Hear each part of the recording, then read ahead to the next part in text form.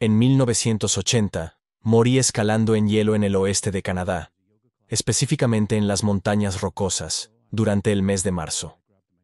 La noche nos sorprendió con 3 metros de nieve en el suelo mientras llevábamos a cabo la escalada en hielo. Acabábamos de terminar una expedición de 8 días de esquí de travesía y espeleología en la vecina Columbia Británica. Queríamos pasar un día escalando en hielo, y así lo hicimos. Yo nunca había escalado en hielo antes, pero mi compañero, Tim, tenía el certificado como escalador. Nuestra confianza mutua se había desarrollado durante la expedición de espeleología en nieve que compartimos anteriormente.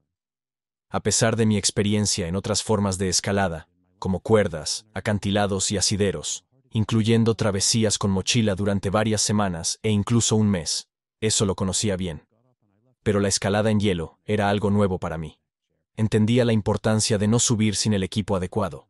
Llevaba un martillo con una pequeña correa en la parte inferior, principalmente utilizado para picar hielo y fijar tornillos en las correas para evitar caídas.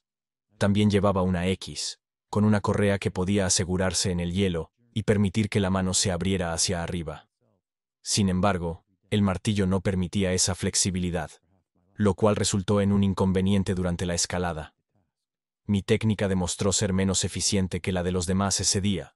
Mi ascenso era más lento y requería pausas frecuentes para descansar, ya que sostener el martillo resultaba agotador para mis antebrazos.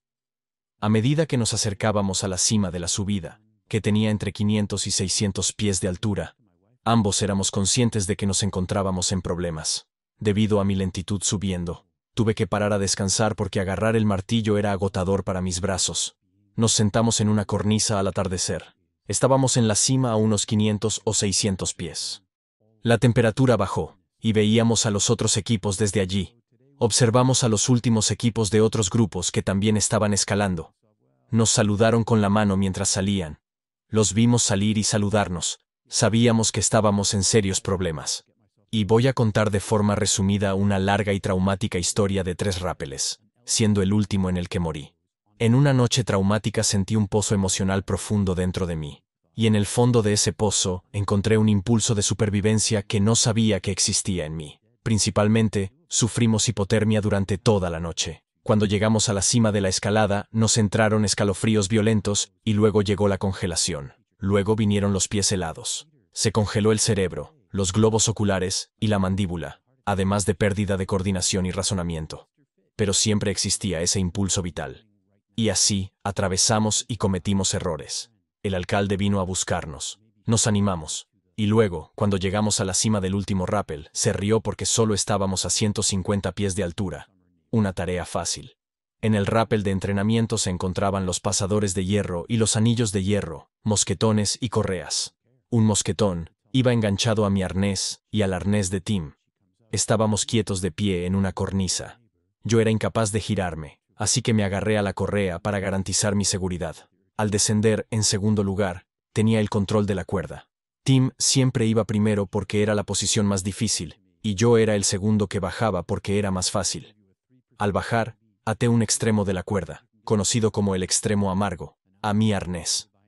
Tomé el otro extremo amargo de la cuerda, lo tiré hacia un lado, y di un buen tirón a la cuerda para bajarla de la anilla de arriba por la que la habíamos pasado, y donde quedó suspendida. Nuestra maniobra de rappel nos llevó a una esquina de roca llena de sombras. Al tirar de la cuerda en ese rincón, quedó atascada en algún lugar de arriba, fuera de mi alcance para liberarla. La disposición de la esquina impedía que pudiera romper la línea y liberarla de cualquier enganche. La cuerda se enredó con más fuerza en cada intento. Cada paso se volvía más crítico. Nuestra situación era desesperada. Llegó un momento en el que pensé que iba a morir allí. Podía sentir el calor de mi cuerpo mientras me envolvía en mi abrigo. Tim me regañó, pero no me importó. La prioridad era preservar mis órganos. La posibilidad de perder un dedo, una mano o un pie era real. Pero necesitaba sentir calor. Me subí la cremallera del abrigo.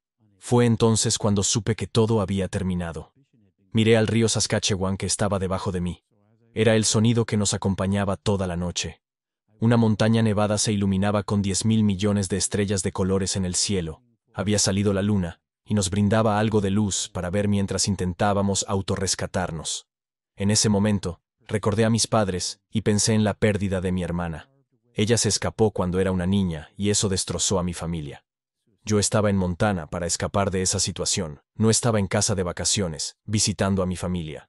Estaba en lo alto de una montaña, y ellos ni siquiera sabían dónde estaba yo, pero yo sabía dónde estaban ellos.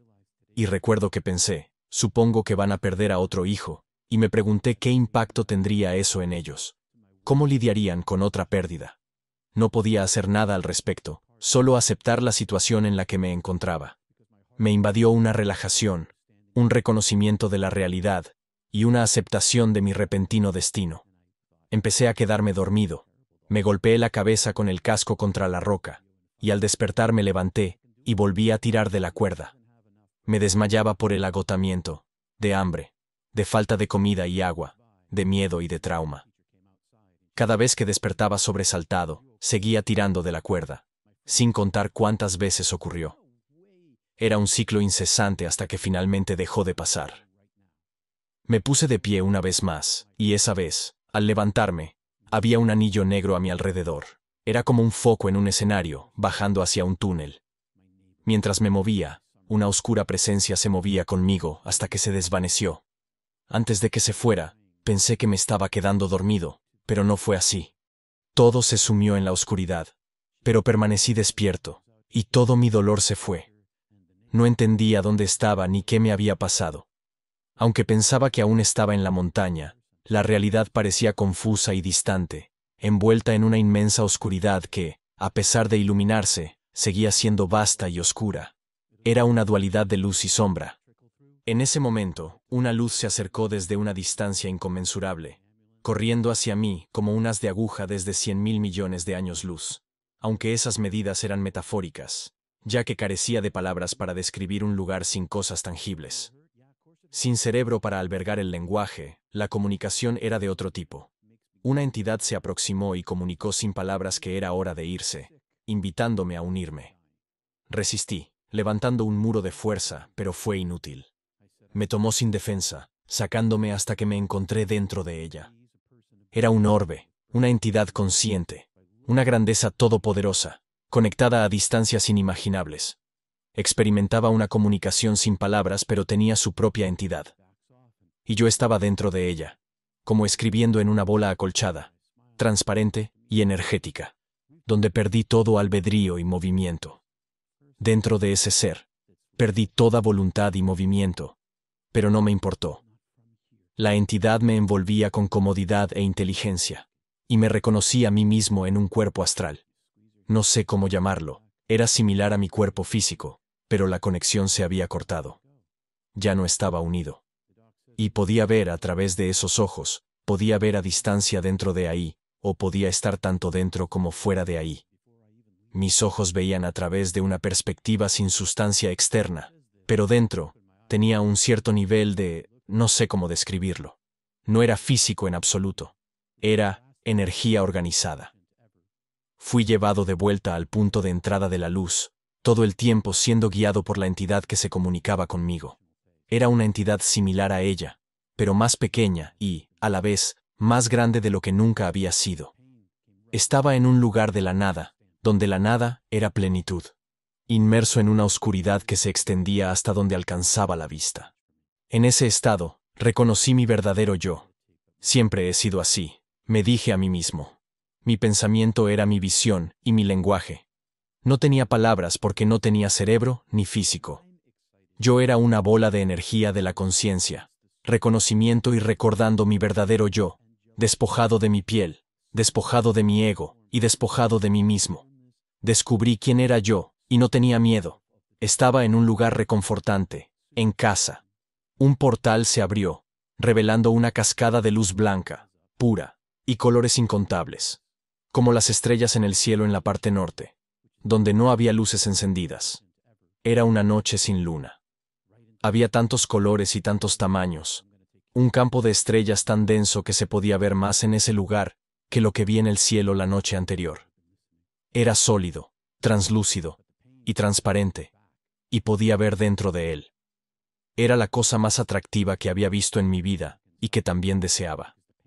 Me acerqué a ella y vi un túnel que me llevaba más adentro a medida que dirigía mi mirada hacia su interior. Al tocarlo con mi conciencia, mi energía y todo mi ser, experimenté cómo fluía hacia mí, envolviéndome por completo. Reconocí que ese infinito era el cuerpo que englobaba la totalidad de la misma entidad, solo que era más grande de lo que podía imaginar. Era como si el infinito fluyera hacia mí con múltiples experiencias simultáneas, inundándome con una luz que trascendía la iluminación.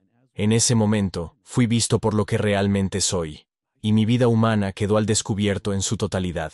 No existía un solo rincón de mi ser que no estuviera desnudo. En la plenitud de esa luz, no había lugar para ocultarse, así que, mi experiencia de vida, mi perspectiva y las heridas que causé a los demás, se revelaron en una secuencia implacable. Desde el interior de cada persona a la que herí, la divinidad vivió, sintió y experimentó todas las emociones y respuestas que había causado. Todo eso se presentó ante mí simultáneamente, como si estuviera experimentando todas las respuestas emocionales al dolor que había causado multiplicado por 10.000. Sentía que todo ese dolor que había ocasionado se aferraba a mí, y en ese momento no estaba siendo juzgado externamente, sino que me estaba juzgando a mí mismo. Mientras tanto, lo divino a mi alrededor mostraba todo eso, vertiendo amor en mi esfera interior. Experimenté toda esa revelación mientras el amor divino se derramaba en mí, confrontándome con la realidad de mi propia existencia. Me mostraba el dolor que causé, no con el propósito de juzgarme, sino como una oportunidad para crecer y transformarme.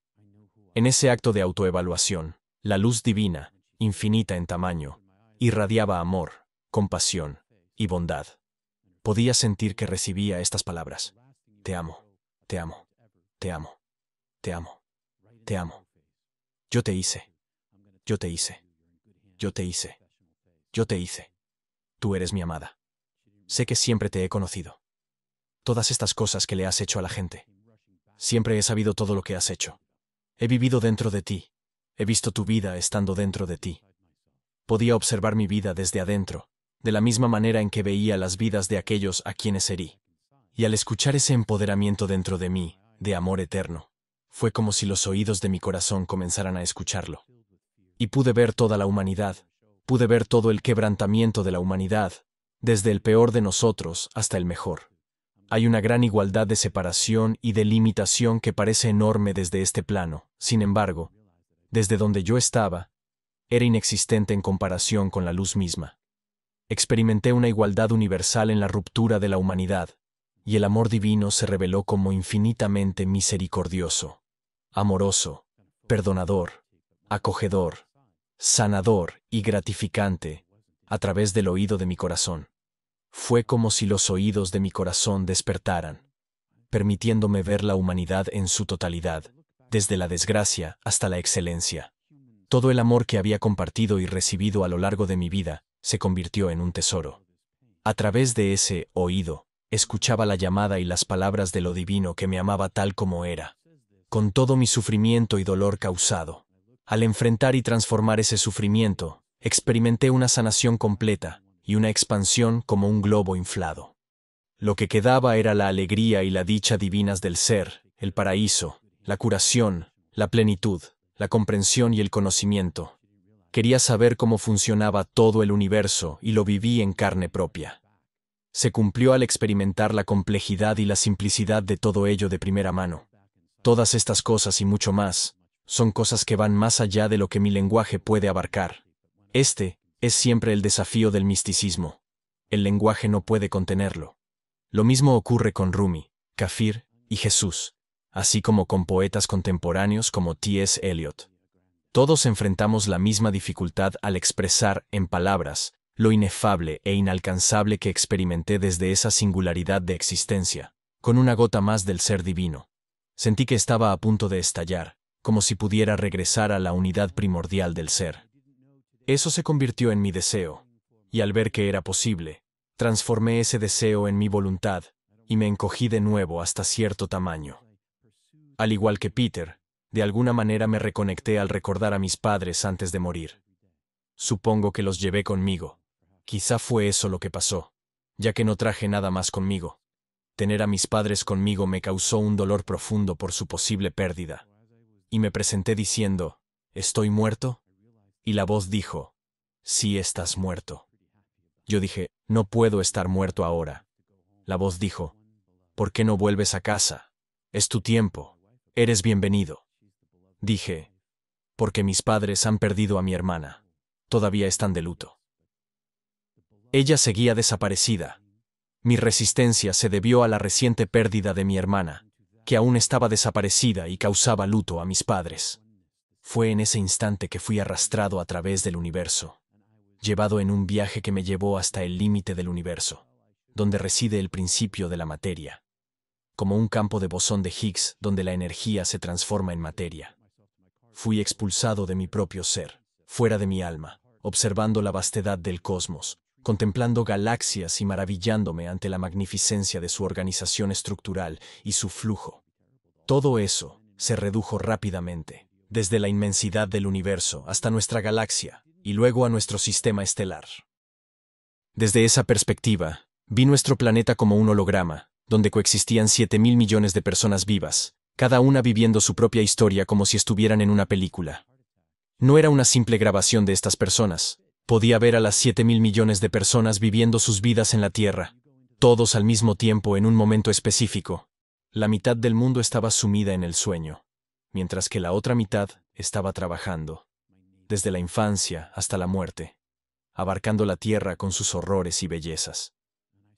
Lo más asombroso fue poder vislumbrar el interior de cada uno de ellos.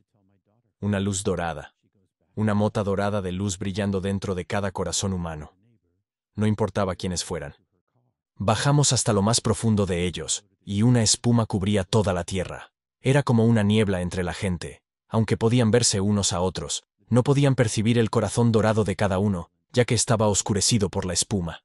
Sin embargo, yo podía verlo gracias a la presencia divina que se encontraba en cada ser humano y en todo el cielo en el que yo estaba. Me di cuenta de la concentración de bondad que residía en cada uno de ellos. Mientras la voz expandía el tamaño de un solo universo a multiverso, abarcando todo el tiempo y todos los universos, todas las voces hablaron de amor. Me hablaban a mí, porque era amado. Me convertí en el receptor de universos impregnados de amor de diferentes tamaños. Ese amor me hizo comprender la grandeza de mí mismo, y la idea de que el amor es el centro de todo, y está presente en la creación misma. En ese instante, comprendí que era como el hijo pródigo, amado de la misma manera que todos los seres humanos vivos y dorados, hechos del mismo amor que yo sentía. El amor que se derramaba en mí estaba en todas partes y en todos los seres humanos. Gracias a ese amor, todo estaba bien, y seguiría estándolo eternamente. Desde el principio de los principios hasta la eternidad, vi las caras de mis padres y pude ver las dos trayectorias de sus vidas, una viviendo sin mí, y otra compartiendo sus días conmigo. Y pude ver el resultado. El resultado era siempre el mismo, ya que en el fluir de ese amor emanado de los universos de los multiversos del amor, todo estaba, está y estará bien. Comprendí que, eligiera lo que eligiera, mis padres estarían en un estado de bienestar conmigo, al igual que todos aquellos conectados a eso. Ellos eran la luz, y en ese resplandor, no existía nada más que eso. El bienestar aguardaba a mis padres, independientemente de mi elección. Pude ver su sufrimiento en sus vidas, incluso si moría. Visualicé su dolor, y visualicé una menor carga. Aunque seguían destrozados, pero siempre habrá situaciones que te rompan interiormente. El mundo está roto, pero ellos nunca conocerían el universo del otro camino paralelo. Sus vidas habrían tomado la complejidad de cada decisión que todas las personas toman en sus vidas. Mi simple elección de pedir, déjame volver, fue respondida con la oferta de regresar a casa con ellos. Sin embargo, no me adentré completamente en ello. Reconocí que tenía un propósito que aún debía cumplir. Así que pregunté, ¿tengo que quedarme? La voz respondió, no, no tienes que quedarte. Entonces elegí vivir mi vida. Sin embargo, la voz dijo, no vivirás tu vida, y me echó fuera. Mientras volaba, la voz permanecía conmigo, y a medida que avanzaba, me volví más tangible, menos etéreo. Frente a mí se presentaron innumerables puertas y túneles, cada uno representando elecciones de vida.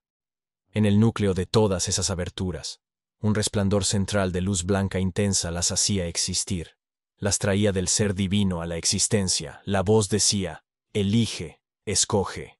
Yo quería una realidad corpórea.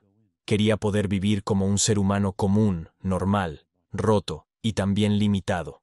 Pensé que, al vivir así, podría canalizar la luz y demostrar que no era mi luz, sino la luz misma.